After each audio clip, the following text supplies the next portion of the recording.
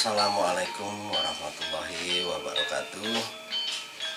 Jumpa lagi dengan saya Cak Joyo, tentunya di channel Wahana Pusaka Nusantara, channel untuk pelestarian budaya, untuk pelestarian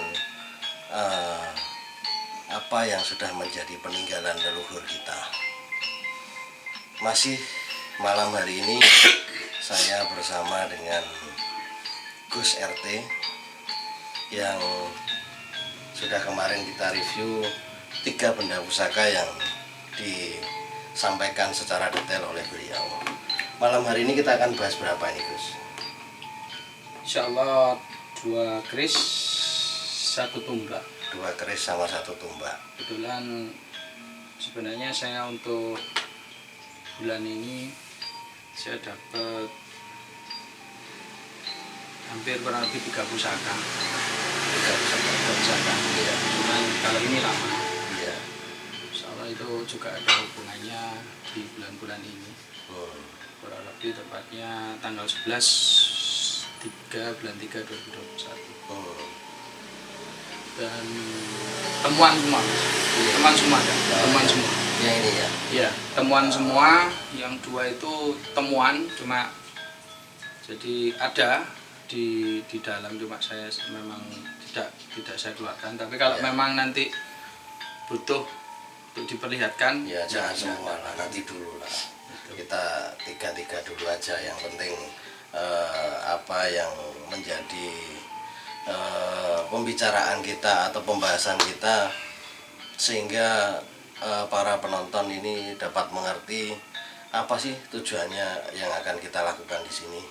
Bukan kita untuk pamer, bukan kita untuk menuju kesyirikan atau apa, tetapi lebih ke arah kepada pelestarian cagar budaya yang ada di Nusantara ini. Mungkin bisa Gus yang bisa disampaikan lah, sesuatu hal apa ya, mungkin kita sebelum kita bahas ini, karena kita kan hampir 2 minggu tidak ketemu kan. Begitu Gus ya. Jadi ada perkembangan apa dari satu isaroh yang jenengan dapat atau apa, bagaimana begitu. Assalamualaikum warahmatullahi wabarakatuh. Waalaikumsalam. Salam rahayu untuk kita semua. Mudah-mudahan kita semua, negeri kita, bangsa kita, dan seluruh rakyat Indonesia selalu dalam perlindungan Allah SWT. Amin. Dan semoga ketentraman, kedamaian, kebinekaan yang ada di negeri ini selalu terjaga, terjalin dengan penuh kebaikan, penghormatan, rasa keikhlasan yang tulus, saling menghargai sesama umat manusia beragama. Saya mungkin apabila ada kesalahan, saya juga mohon maaf yang sebesar-besarnya. Cuman ini saya mendapatkan sesuatu, tapi ini pun juga ini secara pribadi. Ya, yang jelas prosesnya panjang ya. Info itu atau isyarat itu sudah saya dapatkan sejak kurang lebih 2019, kurang lebih bulan Agustus, tetapi itu masih belum saya sadari. Dan yang kedua 2020 bulan Januari, terus 2020 bulan Februari. Saya mengikuti perjalanan itu sampai tahun ini. Karena saat ini kan di luar itu kan terus terang ya, kan banyak yang membahas Imam Mahdi, Satrio Beningi, atau Ratu Adil, ya itulah ya. Cuman ya masing-masing itu informasinya berbeda. Tapi tujuannya sama. Tujuannya intinya sama. Yaitu untuk memperbaiki siklus kehidupan yang saat ini carut marut atau bagaimana, untuk menuju kehidupan yang baru yang lebih baik, yang mendapatkan rahmat barokah dari Tuhan Yang Maha Esa dan juga para sesepuh leluhur yang ada di tanah Jawa. Intinya seperti itu. Cuman saya juga, ya mohon maaf ya, saya juga tidak bisa membongkar terlalu dalam. Sekalipun saya mengikuti perjalanan itu lama. Ada yang mengatakan Imam Mahdi itu terlahir di negeri ini, itu, setelah ini. Ya bisa juga, bisa juga. Benar. Tapi yang jelas dari perjalanan saya, karena saya bukan katanya, saya mengikuti ini sejak 2020. Kalau saya mengartikan Imam Mahdi itu akan terlahir dari garis keturunan Rasulullah, memang iya. Tetapi bukan dari golongan atau putra yang dilahirkan dari keluarga ulama, habaib atau enggak. Tapi dari keluarga orang biasa. Dari keluarga orang biasa. Ini kalau saya. Dari kesimpulan saya selama saya mengikuti perjalanan itu. Beliau terlahir dari keluarga biasa, tetapi pada dasarnya kalau ditarik lurus sampai ke Rasulullah. Tetapi bukan golongan dari keluarga habaib, kiai, ulama besar, enggak. Golongan orang biasa. Orang biasa. Terus yang dikatakan Satiropi ini itu juga sama. Beliau juga terlahir dari orang biasa, tetapi memiliki sanad dari para raja-raja terdahulu. Hanya saja bisa dikatakan begini, tidak masuk dalam buku, tidak masuk dalam tatanan kasta, tapi pada dasarnya yang bersangkutan ini memiliki darah dari kasta dia. Kalau silsilah. Makanya saya pernah dengar ada sesepuh yang mengatakan begini, masyarakat Solo atau Jogja siap-siap berganti raja, siap-siap menerima raja baru atau pemimpin baru. Dalam arti kata begini, akan terlahir sosok seorang pemimpin, entah seperti yang dikatakan seorang utusan atau apalah pemegang amanah, tetapi tidak terlahir dari golongan keraton, juga tidak terlahir dari golongan habaib atau ulama, tapi Allah sudah pilih. Kenapa kalau seperti itu? Wallahu a'lam, itu terserah Allah. Sudah ditentukan seperti itu. Banyak yang berasumsi Imam Mahdi ada di negeri ini dan di Payet, boleh. Tetapi yang jelas ketika kita mengatakan seperti itu, maka seseorang itu harus melihat sendiri. Tidak boleh katanya. Harus melihat sendiri bagaimana perjalanan beliau mulai dari kandungan sampai lahir. Tapi kalau saya pribadi belum terlahir, tapi sedikit lagi keluar. Karena di tanah Jawa ini nanti dibagi 3 ya. Masing-masing wilayah itu akan mendapatkan amanah satu-satu. Jawa Timur 1, Jawa Tengah 1, Jawa Barat 1. Simbolnya apa? Jawa Tengah diwakili Semeru karena gunung tertinggi di Pulau Jawa. Yang kedua diwakili Gunung Slamet yang ada di Jawa Tengah. Yang ketiga diwakili oleh Gunung Cermai yang ada di Jawa Barat. Itu kalau dilihat dari sejarah atau buku gunung tertinggi di Pulau Jawa. Itu seperti itu. Dan bagaimana saya bisa mengatakan seperti itu? Saya pun juga merasakan atau melihat sendiri prosesnya itu. Yaitu tanggal 16 Januari 2021 pada maghrib, ketika terjadi erupsi Gunung Merapi, ya mohon maaf, pada saat itu juga terjadi sebuah peristiwa tumbangnya pohon beringin di tengah-tengah alun-alun di kota Lumajang, terbelah menjadi 3. Nah, disitulah mereka keluar dan kembali ke tempat asalnya. Cuman saya tidak bisa cerita terlebih jauh. Kurang lebihnya seperti itu. seperti itu. Ya. Kalau begitu mungkin begini saja ke sini kok. Nek diterusno kok kayak anu nih, sumuk awak ini. Lebih baik kita bahas yang ini aja dulu. Ya. Yang pertama, Ini. ini pusaka saya lama. Nggih. Kalau dari lihat warongko, ini Madura sepuh. Ya. Dan ini kenapa saya mengeluarkan pusaka ini? Karena ini nanti ada hubungannya juga dengan kelahirannya para pemegang-pemegang amanah. Ini laterangannya, ini Donorikoan, ini khas Madura. Ini juga sama, sepuh, yaitu Madura sepuh.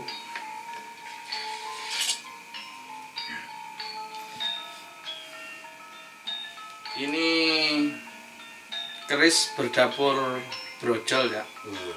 Pamornya insya Allah batu lapak. Ini estimasinya dari era Madura. Madura sepuh, kurang lebih abad ke-15. Kenapa saya mengeluarkan pusaka ini ya? Iya. Jujur saja, Nggih. berdapur brojol, ada pijetan, ada tikel alis polos. Ini melambangkan kelapangan dada. Pijetan ini melambangkan kelapangan dada bagi setiap insan manusia. Dan tikel dan gandik polos ini melambangkan keikhlasan, ketabahan, kepasrahan. Konon dapur brojol ini katanya pegangan dari dukun bayi. Brojol itu artinya kalau apa ya, brojol ini buka biar lancar gitu ya. Biar tidak ada halangan atau kemudahan. Tapi pada dasarnya tidak juga. Brojol itu menurut filosofi yang saya pelajari itu adalah suatu proses kelahiran di mana setiap manusia itu lahir dalam kondisi suci seperti fitrahnya, bagaikan seorang bayi yang bersih. Nah, filosofi brojol itu di situ. Dan pada dasarnya aja manusia itu terlahir dengan kondisi yang suci memang, bersih, tanpa noda sedikit pun. Tapi dengan berjalannya waktu, ya seperti itulah proses yang terjadi. Nah, maksudnya apa? Si empu sendiri membuat pusaka ini berdapur brojol dan lurus. Ada doa yang terkandung yang disampaikan oleh si empu bahwa kita itu harus banyak-banyak eling, ingat pada yang kuasa, karena pada dasarnya kita terlahir dengan hati nurani yang suci, yang bersih, yang baik. Dan pada dasarnya manusia itu memiliki rasa keingintahuan ataupun haus akan spiritual ataupun kereligiusan dalam beragama. Setiap manusia akan memiliki itu. Baik manusia yang baik maupun yang buruk itu memiliki rasa untuk kembali, untuk menjadi fitrah. Dan si empu berharap agar si pemegang itu menjadikan manusia yang suci, yang bersih, yang berlapang dada, yang selalu tulus dan ikhlas dalam setiap laku dan perilakunya untuk menuju kepada yang kuasa. Lurus, tajam di samping kanan dan kiri, dan selalu menghargai manusia yang satu, manusia yang lainnya, dan juga semua manifestasi atau tajalli daripada perwujudan sifat dari Allah Subhanahu wa Ta'ala. Jadi kita sebagai manusia yang terlahir dengan kondisi suci seperti seorang bayi yang lahir tidak membawa apa-apa, ketika meninggal pun juga tidak membawa apa-apa. Jadi ketika kita hidup, mari kita banyak-banyak berlapang dada, apalagi dalam kondisi yang sekarang ya, pandemik seperti ini. dengan segala permasalahan yang melingkupi setiap individu manusia, entah itu masalah pekerjaan, rezeki atau apapun, maka manusia dituntut lapang dada, dituntut sabar, nerimo, tetapi tidak meninggalkan syariatnya untuk selalu berikhtiar, berusaha, berdoa untuk mendapatkan ridho dari Tuhan Yang Maha Esa, yang tidak lain kita sebagai umat Islam, Allah Subhanahu wa Ta'ala. Kalau yang beragama lain, ya kembali kepada keyakinannya masing-masing. Karena apa? Dengan itu semua, dengan kondisi yang saat ini, kondisi yang tidak stabil, kondisi yang banyak orang bahasanya auleng, banyak orang auleng sekarang, ya kan? Seperti daripada tuah atau taksu daripada Pamor Batolapa ini, dengan semua kelapangan dada, keikhlasan, ketulusan, keyakinan kepada Allah SWT, Tuhan Yang Maha Esa, berharap manusia itu bisa selamat dan jauh dari segala balak serta mara bahaya di tengah-tengah kondisi yang saat ini tidak menentu. Intinya di situ. Jadi dalam garis besarnya, si empu memiliki permohonan doa di dalam pusaka ini diwujudkan melalui simbol pusaka dapur brojol berpamor Batulapa itu, agar si pemegangnya selalu berlapang dada dalam menjalani kehidupan, selalu tulus ikhlas dalam melakukan segala laku dan perilakunya, agar selalu mendapatkan ridho dari Allah Subhanahu wa Ta'ala, dan selalu dijaga oleh Tuhan Yang Maha Esa sehingga lepas dari segala macam balak serta mara bahaya. Ini seperti itu. Sudah berapa lama di jenengan? Kurang lebih ya cukup lama sih, Cak. Cukup lama. Kurang lebih ada sekitar 10 tahun saya mendapatkan pusaka ini. Dulu sekali saya mendapatkan pusaka ini. Dulu sekali. Dan ini salah satu ya cukup sepuh juga karena sudah banyak korosi di mana-mana. Dan kita patut banyak belajar ya, Cak ya. Jadi kita patut belajar dari semua torehan, goresan, model bentuk daripada khasanah kekayaan Nusantara. Ternyata banyak sekali nasihat-nasihat yang bisa kita ambil di sini. Banyak petua-petua yang sangat berharga. Dan pusaka ini menurut saya sesuai dan sangat pantas saya keluarkan dan saya babar karena sesuai dengan kondisi saat ini. Bagaimana di luar sana banyak orang yang kalang kabut, bahasanya new normal, kan begitu. Tapi kalau saya pribadi ya tidak normal.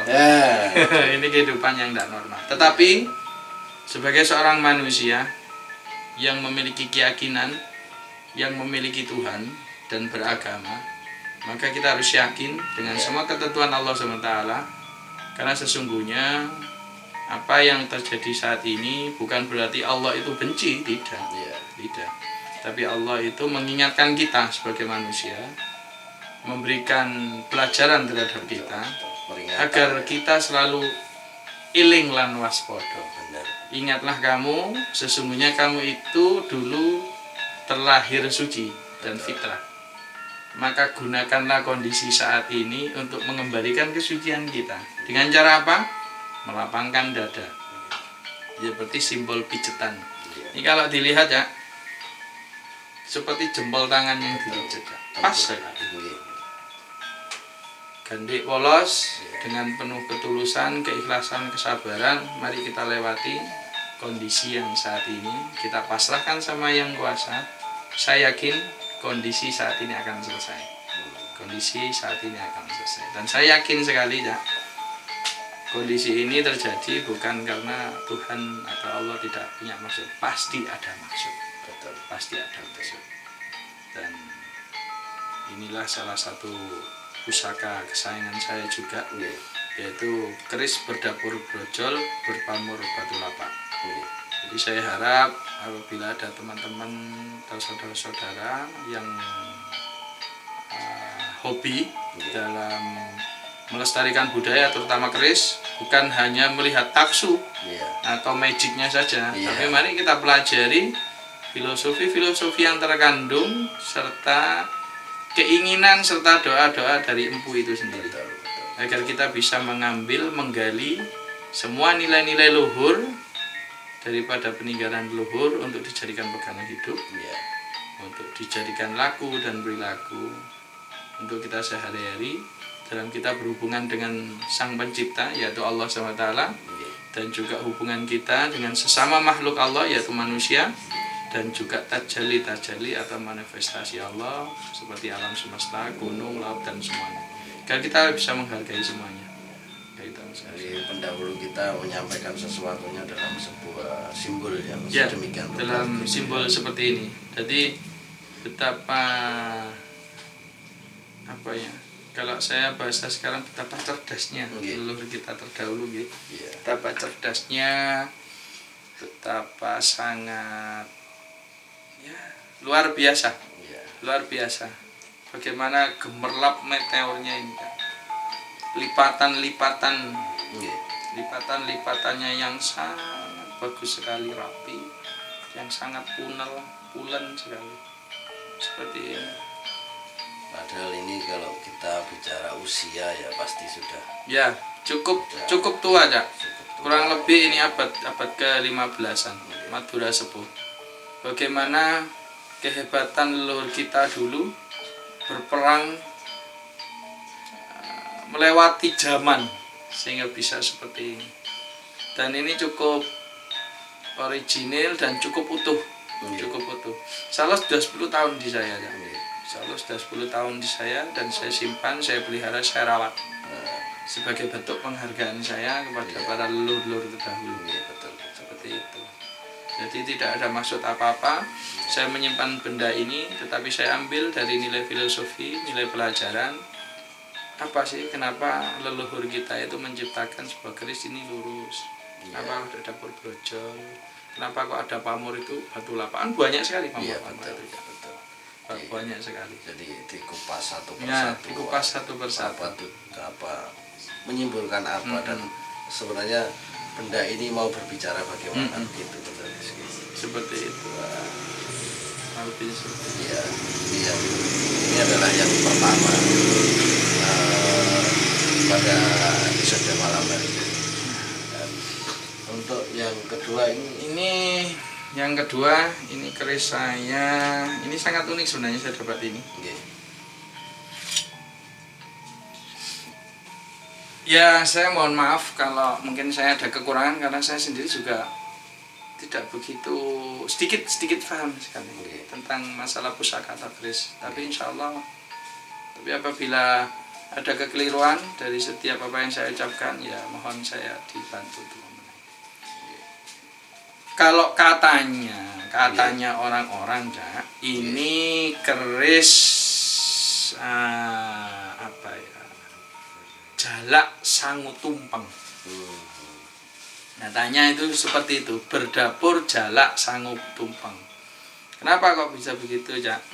Ini ada tikel alis, ada sogokan rangkap 3, 1, 2, 3. Terus ini apa ini namanya? Ini juga ada garis juga di sini, di bagian wilahnya ini sampai sini, sampai tengah. Terus gandik polos, ada gereneng sedikit. Sebenarnya ini ada gerenengnya karena termakan usia ya, Cak. Jadi agak sama tapi ada. Ini namanya keris Jalak Sangu Tumpeng. Jalak Sangu Tumpeng. Kalau menurut saya estimasinya era Mataram. Ini ya. Ya, Mataram. Cukup sepuh ya, tapi cukup utuh. Cukup sepuh dan cukup utuh. Jalak itu artinya burung. Jalak itu bisa dikatakan khas peliharaan orang Jawa. Sangu itu adalah kalau orang Jawa itu mengatakan bekal. Tumpeng itu adalah perwujudan makanan yang dibungkus dengan daun pisang atau apapun yang berwujud seperti gunung, di mana di dalamnya itu ada lauk pauk ikan, entah itu tempe, tahu dan sebagainya, sayur-sayuran, urat-urat dan sebagainya. Nah, tujuannya apa? Kita tidak usah melihat taksu ya. Iya, betul. Kita melihat filosofi yang ada di dalam ini. Iya. Apa sih maksudnya? Si empu ini kok menciptakan sebuah pusaka dengan dapur sampai diberi nama Jalak Sangu Tumpeng. Iya. Konon katanya di luar sana, cuma saya sih tidak tahu. Iya. Jalak Sangu Tumpeng ini bisa dikatakan salah satu pusaka yang bisa mengundang rezeki.